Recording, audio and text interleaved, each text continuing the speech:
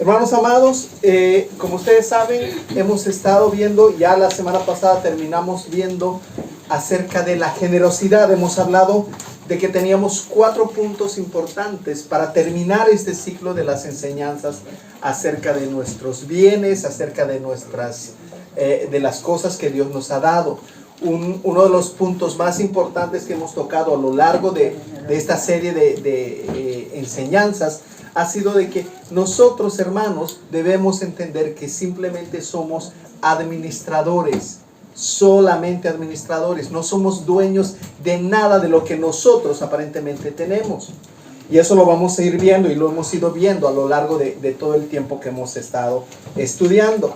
Y la semana pasada concluimos como una conclusión, como un cierre de año acerca de la generosidad. Habíamos dicho que vamos a ver 4 usos bíblicos para nuestros recursos.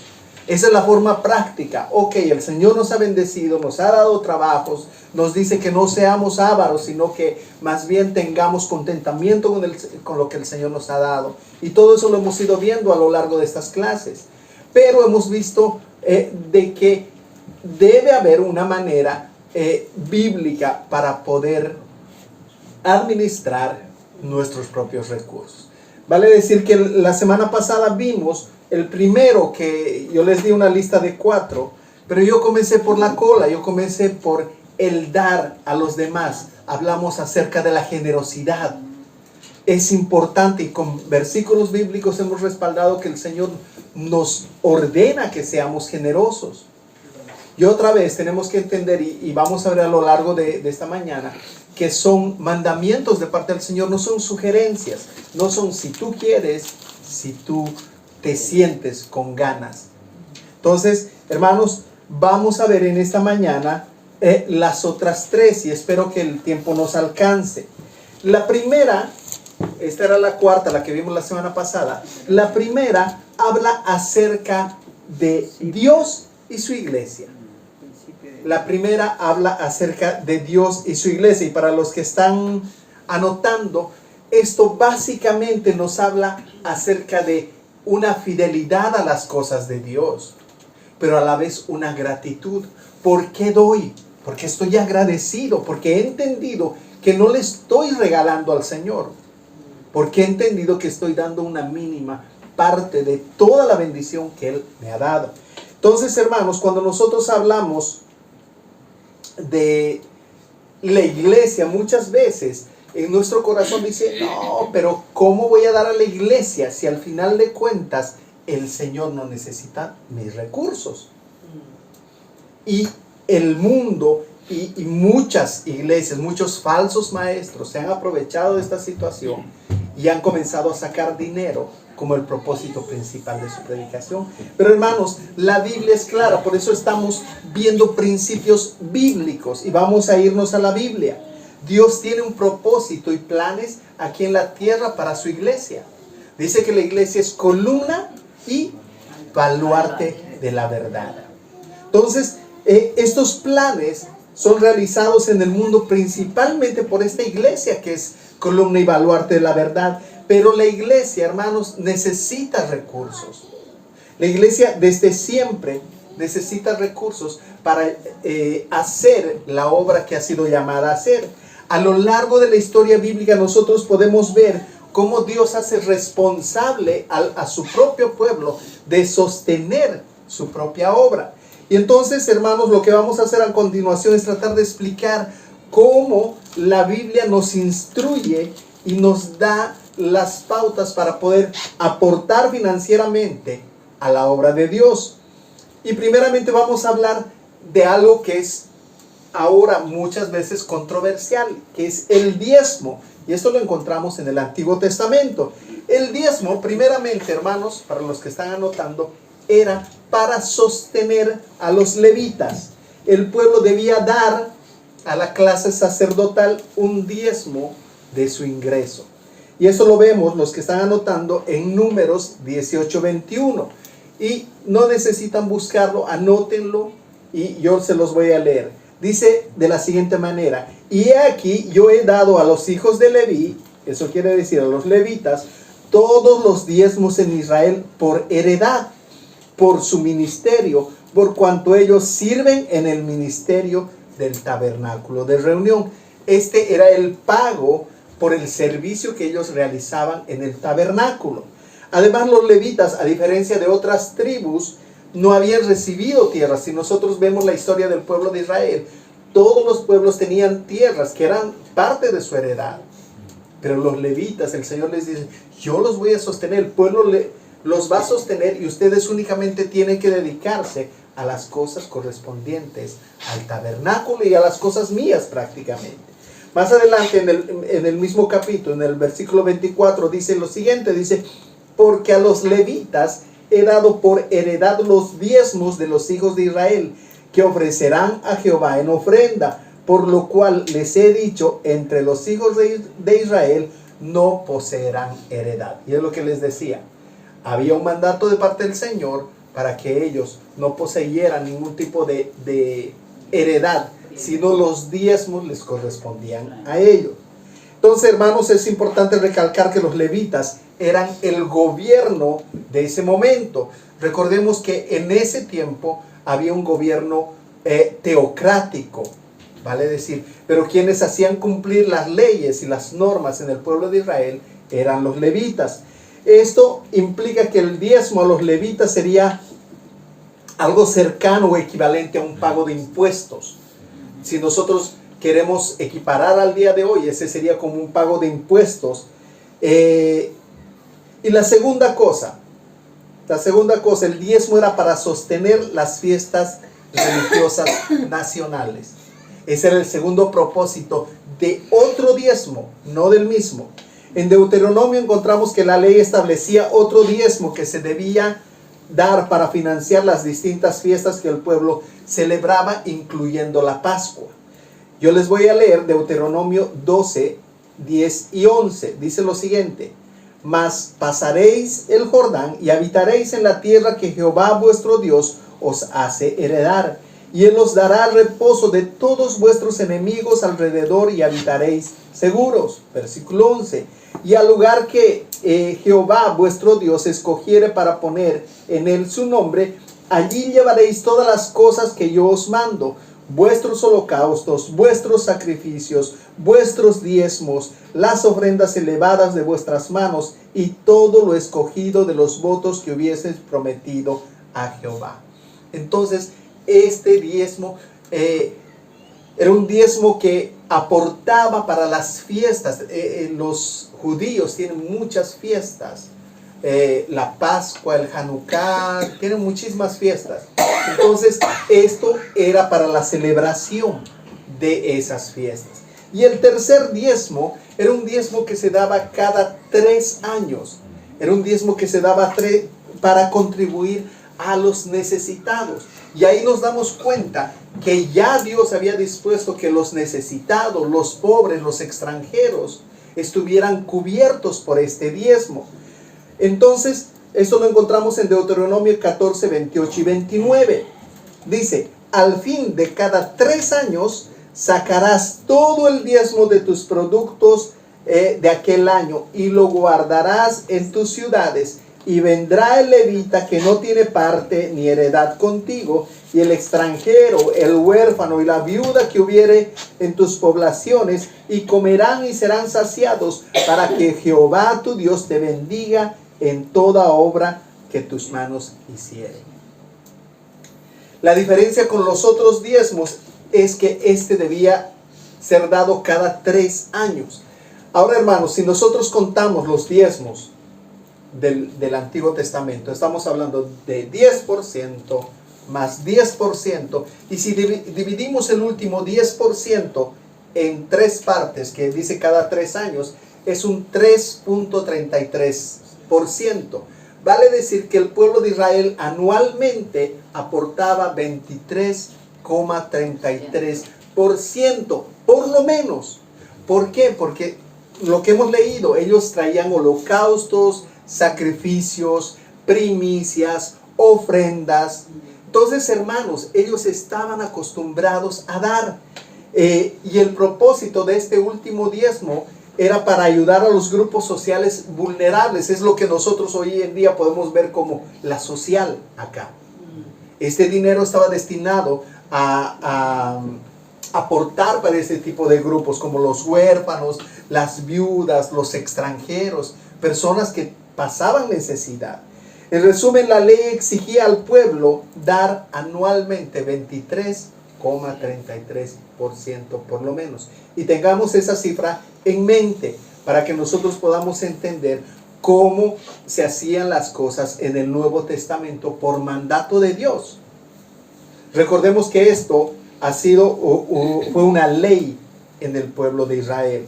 Ahora, además de esto, y también como obligación en Levíticos, se exige a los israelitas que dejen sin cosechar los rincones de sus campos para que otros recojan el fruto que se había caído o que había quedado. La semana pasada hice un gráfico, un cuadrado y un redondo, que fue un gráfico a grosso modo, pero yo les voy a leer. Dice Levíticos 19, 9 al 10. Dice: cuando ciegues la cosecha de tu tierra, no segarás hasta los últimos rincones de tu campo, ni espigarás el sobrante de tu cosecha.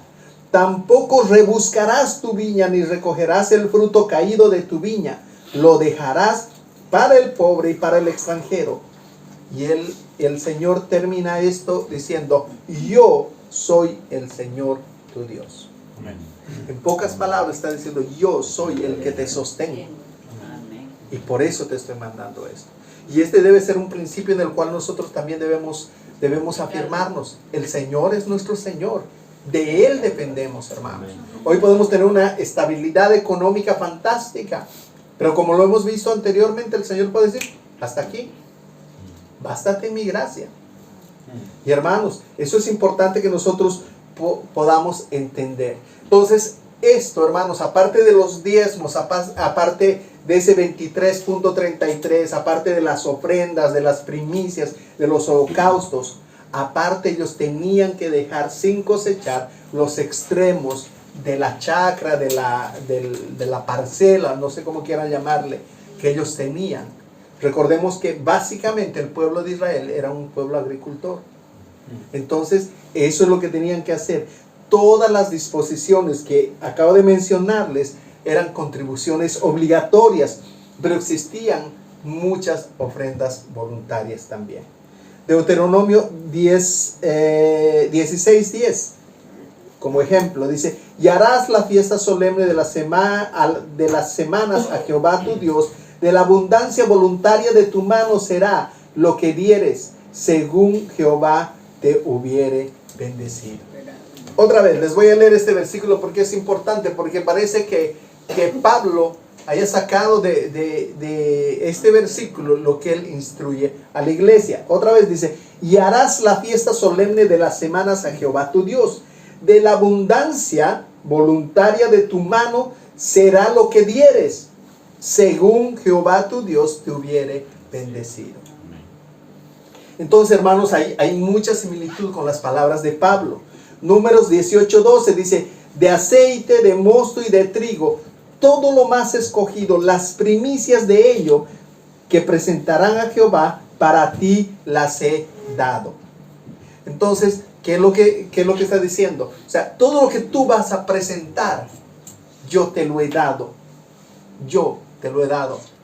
Si tú has tenido cosas abundantes, esto viene de parte de mí. Primera Crónicas 29:9.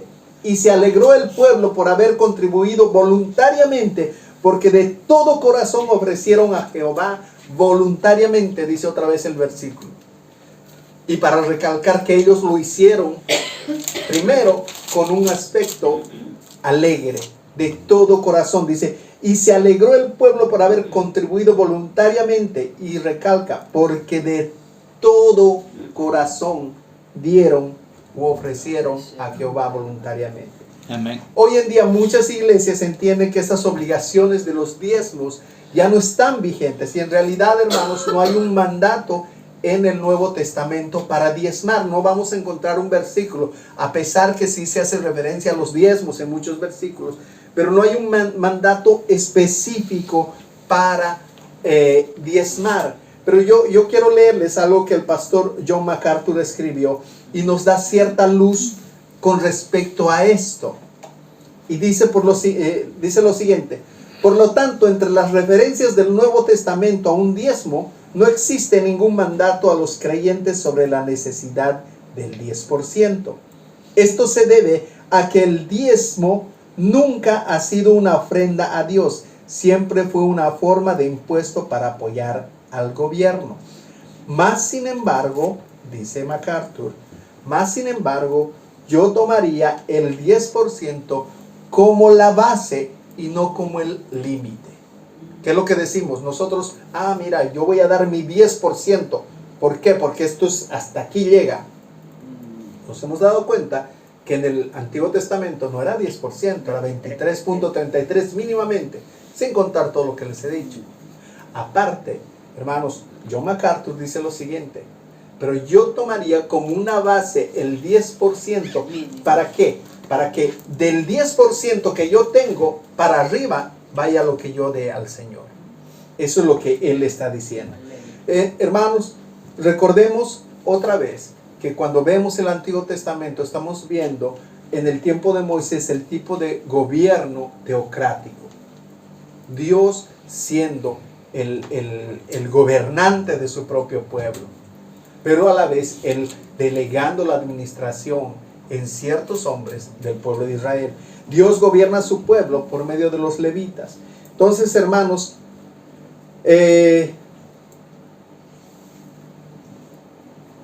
la obra de Dios, no obstante, aunque no hay un mandato específico en el Nuevo Testamento, la obra de Dios ha de ser apoyada por los hijos de Dios. Hermanos, no hay otra manera en la que nosotros podamos hacer. Yo sé que en este país hay maneras en las que el gobierno podría aportar para nuestra iglesia, por ejemplo. O si nosotros nos afiliamos a la iglesia, a la Svenska Kyrkan, podríamos tener quizás recursos, hermanos.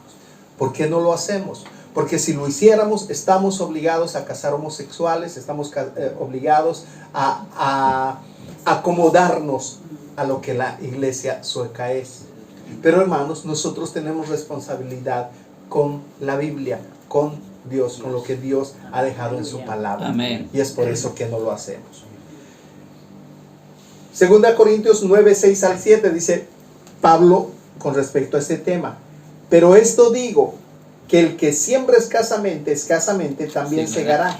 Y el que siembra abundantemente, abundantemente también segará. Que cada uno dé como propuso en su corazón, no de mala gana, ni por obligación, porque Dios ama al dador alegre. Amén. Gloria a Dios. Y hermanos, si nos vamos a los versículos que hemos leído en el Antiguo Testamento y leemos esto, es el mismo mandato. Es el mismo mandato. Demos con alegría, de todo corazón. ¿Y cuándo podemos dar de todo corazón y con alegría? Cuando entendemos realmente quién es Dios y de dónde provienen nuestros ingresos, de dónde proviene todo lo que tenemos. Hay una obligación para poder ser responsables, así como somos responsables en diferentes áreas, ser responsables también con la obra de Dios. Alguien decía, sí, yo no doy. ¿Por qué? Porque yo no sé qué harán con ese dinero, no sé qué harán, si lo administrarán bien o mal. No, yo no doy porque esas falsas iglesias lo único que hacen es pedir dinero. Puede ser, hermanos, puede ser que sea una razón valedera aparentemente.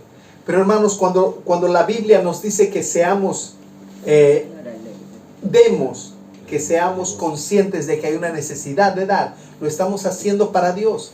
Algo que va a librar nuestro corazón, aquí o donde nos congreguemos, va a ser: yo voy a cumplir con lo que el Señor me dice. Lo que haga la otra persona o a quien yo esté dando, de eso el Señor va a pedir cuentas a esa persona. Pero yo voy a ser obediente con mis cosas. Entonces, hermanos, a pesar de que, como dijimos, el Nuevo Testamento no ordena ninguna contribución específica a la iglesia, hay 3 aspectos que debemos considerar para poder entender de mejor manera. En primer lugar, debemos ofrendar a la iglesia. A pesar de la controversia que pueda haber entre si es bíblico diezmar o no diezmar, yo creo que no hay ningún tipo de discusión en que como creyentes debemos sostener financieramente la obra de Dios.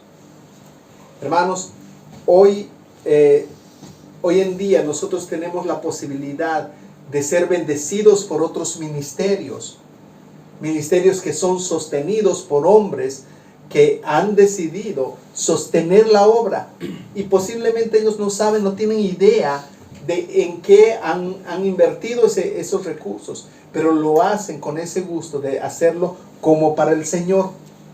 Si nosotros como creyentes no sostenemos la obra de Dios, la pregunta es, ¿quién lo hará? ¿Quién va a hacer esto? Alguna vez hemos hablado, y justamente anoche que estábamos hablando con los hermanos, mi perspectiva es que en algún momento este local nos va a quedar chico y vamos a tener que pagar un alquiler como todas las iglesias lo hacen. ¿Quién va a pagar ese alquiler? Va a tener que salir del pueblo de Dios, de aquellos que han entendido realmente cuál es el propósito. En segundo lugar, nuestra contribución debe ser regular. Hermanos, nuestra contribución debe ser regular. La iglesia primitiva dio el ejemplo de aportar financieramente con regularidad. En particular, dice, cada primer día de la semana. La razón de esto es obvia. Hermanos, las cosas que se tienen que pagar, las responsabilidades que se tienen que cubrir, hermanos, son mensuales. Yo les decía a manera de broma, hasta el día de hoy, no he escuchado de alguien que se presente en un aeropuerto, por ejemplo, y diga, hermanos, yo soy predicador. Ah, usted es predicador, pase, esto es gratis para los predicadores. Porque yo soy pastor, pase, los pastores pasan gratis. Todo cuesta. O que uno se presente, necesitamos papel de baño, necesitamos sillas, necesitamos pagar alquiler, necesitamos hacer esto. Estas cosas que tenemos por la bendición del Señor, algunas han sido donadas por algunos hermanos, pero muchas otras hemos tenido que comprarlas. Entonces debe ser de manera regular. Y eso tenemos que ponernos a pensar. Si el aporte a la iglesia se diera solo cuando alguien se siente con el deseo de hacerlo, hermanos, lastimosamente caería en el incumplimiento de muchos compromisos la iglesia. Y eso vendría a ser un descrédito para el pueblo de Dios y para Dios mismo. En tercer lugar, el diezmo puede ser un buen punto de partida. Como les decía, puede ser un buen punto de partida. Pablo estimula a los creyentes a aportar a la obra de Dios según hayan sido prosperados. No dice den el diezmo, sino según hayan sido prosperados. El poder decir, Señor, gracias porque he sido prosperado, porque durante este mes he tenido un extra, he podido trabajar, he tenido más de lo que normalmente tengo, y esto quiero darlo para la obra. Y hermanos, nosotros podemos ver en nuestra mente un poco reducida, podemos ver, yo creo que si el Señor nos da para gastar más. Y hemos quedado en que no, el Señor siempre nos va a bendecir más para poder dar más. Amén. Y uno de los lugares donde debemos ser regulares y conscientes es en la iglesia. Aleluya. En su segunda carta a los Corintios, Pablo exhorta, dice, el que siembra abundantemente también segará. Hermanos, esto no es, como yo les dije, esto no es el Evangelio de la Prosperidad. Esto es la Biblia. Estamos interpretando la Biblia tal cual dice. Y son palabras que están en la palabra del Señor sin torcerlas. Hermanos, hay una bendición para aquel que da con alegría. Pero también podemos decir, si el Señor no me bendice, yo estoy cumpliendo, Él sabrá. Hemos hablado acerca de los tesoros en los cielos. Es una manera en la que nosotros también estamos guardando en el banco de los cielos. Entonces, hermanos, la segunda cosa que quiero ver es nuestro deber o nuestra responsabilidad con respecto a nuestra familia. Y yo sé, veníamos hablando con algunos hermanos en el carro acerca de las responsabilidades de hombres y mujeres. Los principios financieros nos conducen a ser responsables con nuestras familias, ser transparentes con nuestras familias. ¿Y por qué es bueno hablar de esto? Porque muchas veces, hermanos, si nos damos cuenta de que incluso dentro del pueblo de Dios está el concepto de tu dinero, mi dinero, tu administración, mi administración. No sé cuántos están en ese aspecto, pero cuando nosotros vemos qué nos dice la Biblia, vemos que el trabajo y la responsabilidad después de la caída ha sido para el hombre, pero esto no quiere decir que básicamente sea solamente el hombre. Nosotros vivimos en una sociedad, en este tipo de sociedad, donde hombres y mujeres aportan de la misma manera. La Biblia condena los casos en que se descuida la responsabilidad de la provisión. Por ejemplo, dice Pablo, escribiéndole a Timoteo, si alguien no provee para los suyos, especialmente para los de su casa, ha negado la fe y es peor que un incrédulo. De la misma manera, Pablo sigue hablando y presenta su propio ejemplo cuando él dice, porque aun cuando estábamos con ustedes, les ordenábamos esto, si alguien no quiere trabajar, que tampoco coma. Ahora, ¿qué es lo que pasa? Él dice estas palabras porque él era un ejemplo claro. Él trabajaba y tenía todo el derecho, trabajaba para la obra del Señor y tenía todo el derecho de pedir para que lo sosteniera. Pero él dice, yo no quiero ser ninguna carga para ustedes, no, ese no es mi objetivo. Es por eso que Pablo mismo trabajaba y él mismo aportaba para la propia obra. Es duro leer que alguien que se considera cristiano, ver que alguien que se considera cristiano no esté cumpliendo con este deber básico de aportar para su familia. Y el versículo que hemos leído habla de que si esta persona no aporta para su familia, es peor que un incrédulo. O sea, ahí se pone en duda la veracidad de su confesión delante del Señor, de su arrepentimiento. Entonces, hermanos, Pablo dice, ha negado la fe. De hecho, el mandato a los tesalonicenses es que no simplemente sean generosos, sino lo hagan de una manera especial con su familia. La Biblia nos exhorta a trabajar y a ser productivos. Y esto lleva a que nosotros podamos proveer para nuestras familias. La pereza, hemos hablado de la pereza, hemos puesto ejemplos que la misma Biblia habla acerca de la hormiga como un ejemplo. Hemos hablado de la pereza. Entonces, hermanos, esto es importante y es importante, hermanos, que nosotros podamos entender que el primer mandato del Señor desde el Génesis era por cuanto el hombre tiene a su mujer, dejará a su padre y a su madre, ¿qué dice? Y se unirá a ella y serán una sola carne. Y eso quiere decir, hermanos, esto tiene una implicación bastante amplia. No somos simplemente una sola carne para reproducir hijos. No somos solo eso, sino una sola carne también influye en los aspectos financieros. Y hermanos, es importante que hablemos esto por lo que les decía hace un rato, porque aún dentro del pueblo del Señor hay hombres y mujeres que tienen economías separadas, que el hombre no sabe cuánto gana la mujer y viceversa, que toman decisiones propias sin consultar, sin hacer un análisis, un presupuesto. ¿Cuál es la razón? Eso es importante que nosotros podamos ver cuál es la razón. Posiblemente yo estoy haciendo eso, ¿por qué? Porque tengo miedo a que mi esposa me deje algún día y se lleve todos mis bienes, así que mejor guardo para ese tiempo. Puede ser eso. O puede ser que no confío demasiado en mi esposa porque ella gasta sin ton ni son.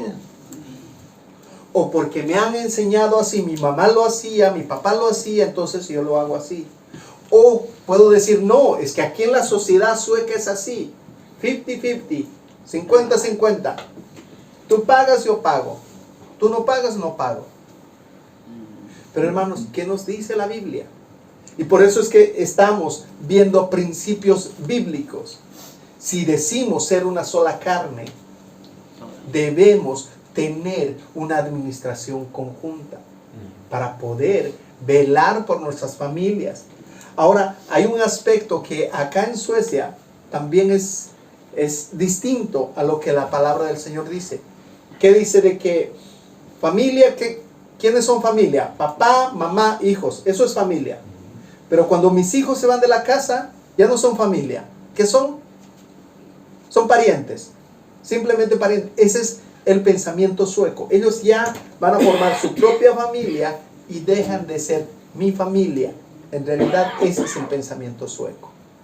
¿Qué es lo que pasa? Pablo, una vez más, exhortando a Timoteo, le dice, honra a las viudas que en verdad son viudas. Le dice eso. Y le dice, pero si alguna viuda tiene hijos o nietos, dice que estos aprendan estos primero a mostrar piedad para con su propia familia. ¿Qué quiere decir? Con sus papás y con sus abuelos, si fuera el caso. A recompensar a sus padres, porque esto es agradable delante de Dios. Así que, hermanos, nosotros no podemos tomar el modelo sueco y decir, no, ellos no son ya familia. ¿Me entienden? Es importante que nosotros podamos ver la palabra del Señor. Dice, si son viudas, está hablando de las mujeres desprotegidas. ¿Por qué habla de las viudas? Porque en ese tiempo las viudas quedaban en desamparo cuando ellas quedaban solas. Y es por eso que Pablo dice, honra a las viudas que en verdad lo son. O sea, honra a las viudas que no tienen nadie a quien puedan acogerse o quien pueda brindarles el abrigo, el techo y el alimento. Pero, dice, si alguna viuda tiene hijos o nietos, que estos aprendan ¿a qué? A tener piedad. Y ese es el principio, a tener piedad de su propia familia. A veces bromeando con mis hijas digo, ojalá que me metan en un buen asilo. Pero ellas, no, papá, yo voy a ser rica y vas a vivir en mi casa. Ojalá. Gloria a Dios. Hermanos, aquí esto está grabado, así que... Amén, amén. Eso hay que firmarlo sobre piedra. Sobre piedra. Hermanos, si ustedes me ven en un asilo, cogen este video y se lo muestran a alguna de mis hijas. Amén, amén. Pero el detalle es hermanos, que debe haber una responsabilidad. Cuando la palabra del Señor nos dice, honra a tu padre y a tu madre, habla justamente también de estos momentos, hermanos. Y esto es importante que nosotros podamos entender. La iglesia primitiva era sensible a la situación de las viudas. Era sensible. Comenzó a ayudar a las viudas. Pero Pablo en este mandato le dice, ayuden a las que son realmente viudas. Esto es importante. Hemos hablado de la generosidad la semana pasada. Sean generosos con las viudas. Justamente los recursos de la iglesia pueden y deben usarse para estos medios. Pero si alguien tiene hijos o nietos que puedan aportar para sus propias madres, para los propios ancianos, que lo hagan ellos. Amén. Eso es lo que está diciendo, hermanos. Entonces, hermanos, es una responsabilidad que compete a cada uno de nosotros. Ahora alguien puede decir, hermanos, y esto es justo, no voy a mantener a mi padre. ¿Por qué? Porque mi padre fue un derrochador, fue un mal hombre, nunca se ocupó de mí. No lo voy a hacer. Pero hermanos, y aunque esto sea cierto, igual nos corresponde honrar a nuestros padres y proveer para ellos si están en necesidad. Porque nosotros, recordemos, el principio básico es que nosotros estamos obedeciendo a lo que dice Dios. Amén. Y es el mismo principio que nosotros vamos a ver en toda la Biblia. Cuando dice, maridos, amen a sus mujeres. O mujeres, sujétense a sus maridos. El principio básico es Dios. Es un mandato de Dios. Mi esposa no es digna de amor. No debería amarla. Es la peor mujer del mundo. Pero por amor al Señor y porque el Señor me dice que debo amarla, lo voy a hacer. Amén. Mi esposo es el peor hombre del mundo. Pero me voy a sujetar porque es mandato de parte del Señor. Y eso lo hemos hablado en las clases que tenemos los viernes. Hemos hablado, las hermanas han saltado y dicho, pero ¿cómo? Las hermanas, es palabra del Señor y debemos entender esto. Hermanos, otra vez recalcar, la unidad financiera en el matrimonio es importante, que nosotros podamos entender que debe haber una unidad financiera. Y esto habla de nuestra responsabilidad y de nuestra transparencia también. Hermanos, y hace muchísimos años, por causa de problemas que tuvimos, por ejemplo, en mi matrimonio, todo está abierto en mi casa. Mi esposa puede ver mis correos, puede ver mis mails, puede ver mis redes sociales, que no tengo grandes redes sociales. Puede abrir lo que ella quiera, y lo propio es viceversa. Mi teléfono está con clave, por supuesto, pero ella la puede abrir. Yo también puedo abrir su clave. Y eso hablamos, y estamos hablando de transparencia. Somos una sola carne. Amén. Pero dame mi espacio. No, eso no funciona así. No, pero lo mío es mío, lo tuyo es tuyo. Así no funciona. Nosotros vemos que en la Biblia somos una carne, y especialmente para estos momentos en los que el dinero a veces nos pone la soga al cuello. Somos una sola carne. Los recién casados deberían estar meditando si están siendo una sola carne o no. Eso. Hermanos, la tercera cosa, espero que haya quedado claro, y al último vamos a tener nuestro tiempo de preguntas. Terminando, en resumen, nuestro deber financiero hasta a nuestras familias es conducirnos con responsabilidad y transparencia. Son las dos cosas que debemos tener en claro. La tercera cosa, o la cuarta cosa ya en este caso, la cuarta cosa que vamos a ver, el cuarto deber es para el gobierno. El pasaje bíblico más importante sobre nuestro deber del pago de impuestos, o el deber que tenemos para con el gobierno, se encuentra en la carta a los Romanos, que dice Romanos 13, 1 primeramente y 5 al 7, dice: sométanse, dice, toda persona a las autoridades que gobiernan, porque no hay autoridad sino de Dios, y las que existen por Dios son constituidas. Primero, pasamos al 5.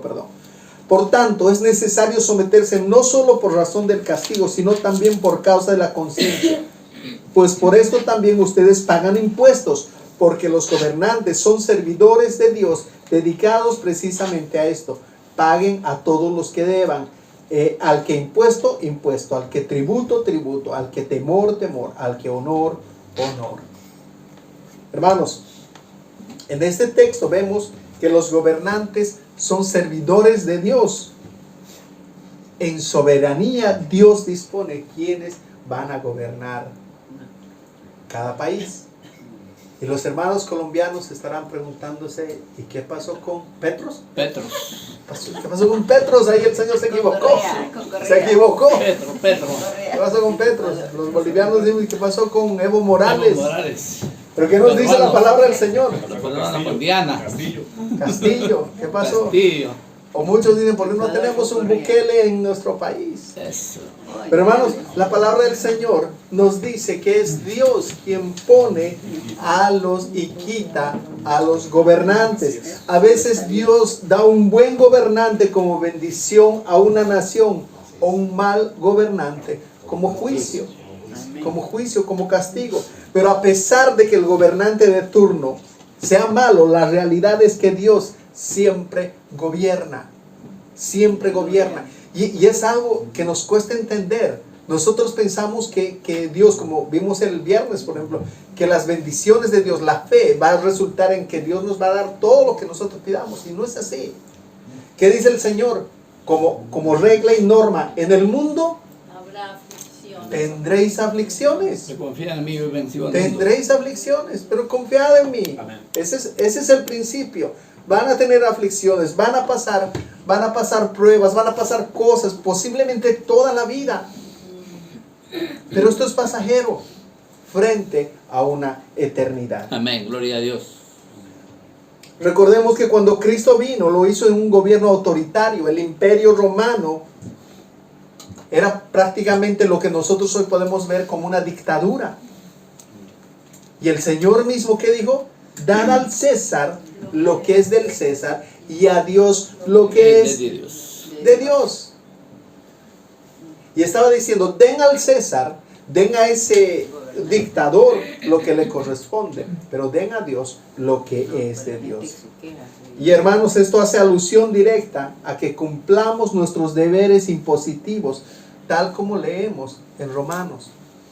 Ahora, alguien puede decir, hermano, sí, pero aquí no hay problema, aquí sí o sí te sacan el impuesto, así que no hay ningún problema. Pero los que trabajan al negro o hacen trabajar al negro, ¿qué pasa? ¿Qué pisó? ¿Qué pasó ahí? Debemos cumplir con nuestros deberes porque es un mandato de parte de Dios. Debemos cumplir con nuestros deberes. Muchas veces, en nuestros países especialmente, tratamos de esquivar cómo pagar la ley, justamente cómo pagar menos o cómo no pagar impuestos. Pero hermanos, legalmente hablando, no pagar impuestos es un delito. Pero, ¿qué dice la palabra del Señor? Espiritualmente también estamos contradiciendo un mandato de parte del Señor. Al que se deba impuesto, pague impuesto. Al que sea tributo, den tributo. Al que se deba honor, den honor. Eso dice la palabra del Señor. Hermanos, entonces, ¿cómo, si no pago mis impuestos, cómo puedo pedir que tener un buen gobierno, una buena administración? Y si pago mis impuestos, hermanos, no pago mis impuestos, ¿cómo puedo pedir que se me dé algo? Es como ilógico. Es como ilógico. Entonces, hermanos, es importante que nosotros podamos ser conscientes que tenemos un deber y una obligación de poder pagar nuestros impuestos. Cuando pagamos nuestros impuestos también estamos mostrando sujeción a este gobierno. Dios nos ha traído a este lugar. Por su misericordia nosotros reconocemos que podemos vivir en este lugar. Y a veces nos tratamos de evadir. O cuando nos llega la devolución del SCAT y tenemos que devolver, decimos, pero ¿por qué? ¿Por qué siempre a mí? ¿Por qué tengo que devolver? Pero hermanos, debemos ser conscientes que muchas veces si tenemos que devolver mucho es porque hemos trabajado también mucho. Amén. Entonces, hermanos, la conclusión de todo esto, hermanos, honremos al Señor. Honremos al Señor en la iglesia, en nuestras familias, con los demás y con nuestro propio país. Hoy vivimos en este país y, hermanos, ruego al Señor que no hayan en ninguno de ustedes ese malestar de decir, este país tan frío, este país, que te sacan tanto impuesto, yo vivía mejor en mi país. Hermanos, ¿en qué país del mundo te pagan por tus hijos? ¿En qué país del mundo? Hermanos, ¿en qué país puedes quedarte en tu casa para criar a tu niño pequeño cuando nace? ¿En qué país? Y te pagan. Y te pagan. Papá ley, mamá ley. Hermanos, tenemos muchísimas bendiciones. Muchísimas bendiciones.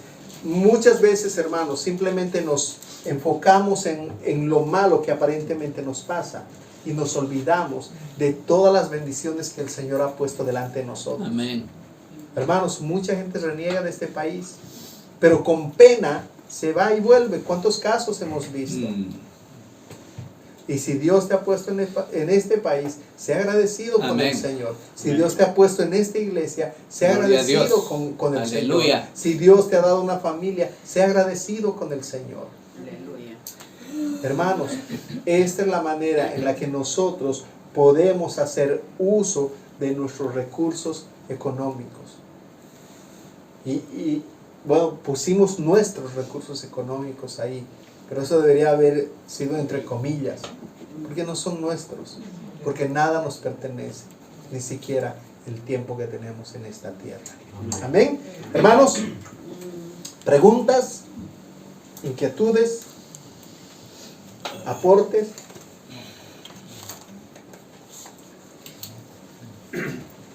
Hermano, se puede decir buenos días, ¿no? No sé. Sí, palabra. sí. Yo, para mí es un gozo, ¿no? Dar primero toda la honra y la gloria al Señor. Y yo presentí algo que eran ustedes los que estaban acá. Había conversado con la hermana Julieta, pero me dijo que no era así. Entonces, pero cuando lo vi al hermano Daniel, para mí fue un gozo, ¿no? Una alegría ver a todos los hermanos. Lo sospechó desde un principio. Sí, no contaba con mi astucia. Bueno, Así qué es bueno, un gozo, hermano hermano, Eric. estar acá nuevamente en Igualmente, la familia. Para mí es un gozo, una alegría, ¿no? Igualmente. Volverlo a verlo, hermanos, a todos ustedes Amén. y sobre todo agradecerle a Dios por las enseñanzas que están dando acá, hermano. Yo puedo decir prácticamente, yo he ido a varias iglesias, pero así como daba el estudio, no. Sinceramente le digo, de corazón, ¿no? Y yo Amén. Gracias al Señor. quisiera estar acá, hermano. Sí, Gloria toda a la Dios. honra para él. Quisiera que le demos un fuerte aplauso a que vive y reina Cristo Jesús. Amén, hermano. ¿Por qué no, hermano? Amén, hermano. Muchas gracias. Hermanos amados, no habiendo más preguntas, pónganse de pie. Hermano Patricio, perdón. Cuéntanos, hermano. No, hermano, me llamó mucha atención porque hace mucho tiempo atrás siempre he oído, e incluso yo mismo, el hecho de decir, no, yo no diezmo a la iglesia porque yo doy a mi familia, yo doy a los pobres, doy esto, pero haces mención muy claro al hecho de que en la palabra del Señor el diezmo ya está especificado para los pobres y para la iglesia. Y me da mucha atención eso porque realmente si te puedo empezar así, de esta manera, la obligación con la iglesia, y le voy a decir la palabra, la obligación que tenemos con la iglesia es una cosa, y la obligación que tienes con tu familia es otra. Y creo que es importante poner en cuenta eso, porque al final de todo, hermano, ser multiplicadores, al final de todo, realmente es un gozo poder dar. Y Dios te bendice cuando tú das con un corazón alegre. Amén. Amén. Amén, hermano. Eso. Hermano Daniel. Sí. Digamos, hermanos, que parte de dar una iglesia también es un tema de fe, ¿no? De creer, ¿no? O sea, esto no es para la gente que no cree. O sea, si tú no crees, es difícil que puedas entender que la iglesia necesita unos recursos económicos. Amén. Por lo tanto, en esta iglesia siempre hacemos el énfasis de que la responsabilidad de sostener esta iglesia es de sus miembros. Amén. Amén. Los que han firmado aquí, frente a todos, yo amo a Cristo, amo esta iglesia, firmo mi compromiso de ayudar con mis dones y con mis recursos a sostener esta obra, porque creo que es una obra de Dios. Se necesitan hacer de nuevo para entender estas verdades. Si tú le pides recursos económicos a una persona que no nace de nuevo, de una dice, se quieren aprovechar de mí, me van a robar. Entonces lo mejor, hermanos, y por sanidad siempre lo hemos hecho, es de que los miembros den sus obligaciones a esta iglesia, los asistentes, si están dispuestos a ayudar y creen que esto es una obra de Dios, es bienvenida todo su aporte. Sin embargo, es un privilegio. Y ese privilegio pertenece principalmente a sus miembros. Amén. Gloria a Dios. ¿Qué hace la iglesia con ese dinero? Bueno, esta iglesia tiene unas cuentas abiertas que cada 3 meses se da una rendición de cuentas de todos los gastos a los miembros y a los no miembros, Gloria a Dios. para que la gente pueda ver en dónde está el dinero. Y también, hermanos, para la gloria de Dios, lo tengo que decir, así como el texto lo enseña y la escritura lo enseña, que es para los necesitados. Bueno, esta iglesia, hermanos, en muchas ocasiones ha ayudado a hermanos que han estado necesitados. Gloria a Dios. Alabado sea el Señor. Amén. Amén. Gracias, hermano. Y yo quiero, perdón, yo quiero hacer un aporte chiquito para los que no están entendiendo, tal vez hermanos que nos están visitando o están viniendo por primera vez. Tal vez no entienden esa diferencia de miembros y no miembros. Aquí hay una membresía formal, hermanos, que hemos ido estudiando durante bastante tiempo, ciertos principios de qué es la iglesia, cuáles son mis responsabilidades, y conscientemente han dicho o han aceptado el hecho de poder ser parte de la membresía. Ahora hay hermanos que definitivamente esperamos en el Señor que haya ese compromiso en algún momento, Y hay hermanos con los cuales vamos a empezar el mes de febrero, si no me equivoco, que están deseosos también de pertenecer a la membresía de la iglesia. Y hermanos, es un gusto, pero como decía el hermano Daniel, hay una responsabilidad y hay un compromiso en los miembros. Pero si tú no eres miembro y si tú quieres dar, gloria a Dios, porque entendiste que lo estás haciendo para Amén, aleluya. Amén. Hermano Patricio. Solo cosa que pasa, siempre se enseñó a la iglesia de una mala equivocación de decir, da porque Dios te va a devolver el 100%, el 1000 por uno. Y ten mucho cuidado con ese pensamiento, hermano, porque es muy diabólico. Cuando tú das a Dios, tú das porque ya sabes que Él te ha dado primero, sin esperar nada a cambio. Porque puede ser que tú des y al mes siguiente quedes sin trabajo. Y si es la voluntad de Dios. Así que cuando demos con ese conocimiento, sabiendo eso, que cuando damos por amor, no para que Dios nos bendiga y nos multiplique. Muy buen aporte. Muchas gracias, hermano. Eso es totalmente cierto. El Señor es soberano. Así como el Señor puede bendecirte, puede quitarte también. Pero hay una responsabilidad de parte de nosotros que debemos cumplir. Amén. Amén. Hermanos, pónganse de pie, vamos a orar, vamos a agradecer al Señor por este tiempo. Vamos a tener una breve pausa y posteriormente comenzamos con nuestro culto principal. Amén.